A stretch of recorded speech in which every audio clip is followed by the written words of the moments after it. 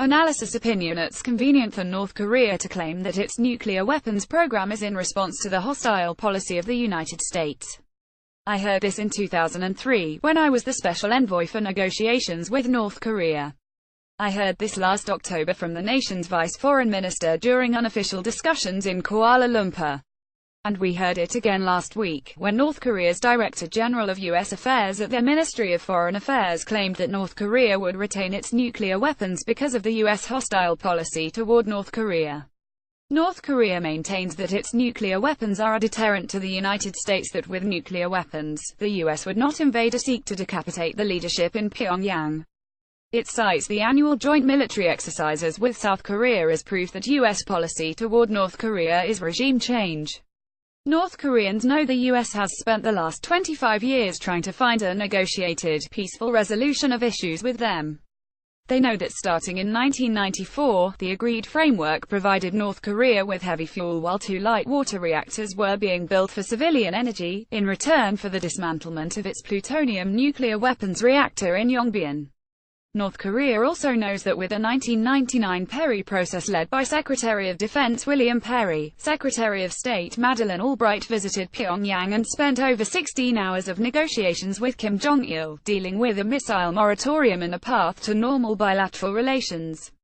They also know that in September 2005, Kim Jong-il, Kim Jong-un's father, permitted his negotiators to sign a joint statement that committed North Korea to complete, verifiable and irreversible denuclearization, in return for security assurances, economic development assistance and a path to normal relations with the U.S. North Korea knows that its claim of a hostile U.S. policy is a pretext for justifying its pursuit of nuclear weapons.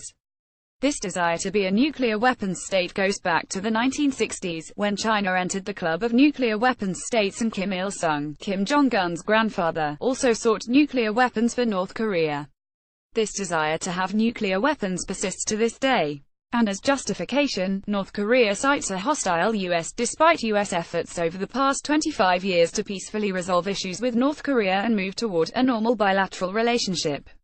I'm convinced that those advising Kim Jong-un believe they will eventually succeed in getting the US and others to accept North Korea as a nuclear weapons state. Currently, we assess that North Korea has nuclear weapons. We will not, however, accept North Korea as a nuclear weapons state, regardless of any attempt to put a cap on the number of weapons they retain.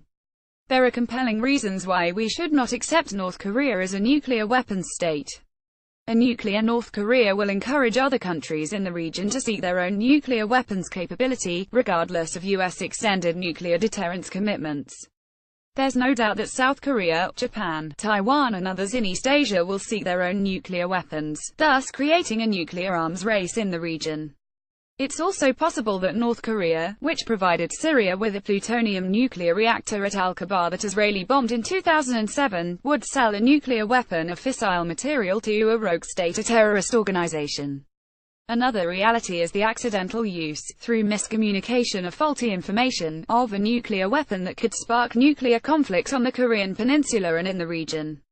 In short, accepting North Korea as a nuclear weapons state, regardless of their protestations of being a responsible actor, would be a monumental mistake. We are now at an inflection point with North Korea on the cusp of becoming an existential nuclear threat to the US.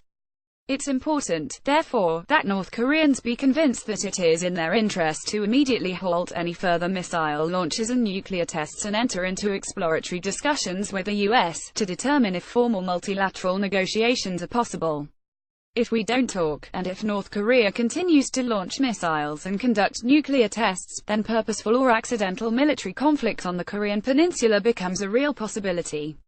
Unconditional discussions and a return to multilateral negotiations should be our immediate objective. It would freeze North Korea's nuclear and missile programs and address North Korea's security concerns, to include an eventual peace treaty and scaling back joint military exercises. In return, North Korea eventually would agree to complete, verifiable and irreversible denuclearization, similar to their 2005 joint statement commitments. This process may take years, but it will be worth it. If North Korea refuses to enter into these discussions, and continues to launch missiles and conduct nuclear tests, then the US and its allies should continue to implement an aggressive containment and deterrence policy, with additional missile defense deployments, upgraded joint military exercises with South Korea, eventually to also include Japan, and additional powerful sanctions. Hopefully, this will not be necessary if North Korea enters into substantive discussions with the U.S. Joseph Arditrani is a former special envoy for negotiations with North Korea. The views of the authors are not those of any government agency or department.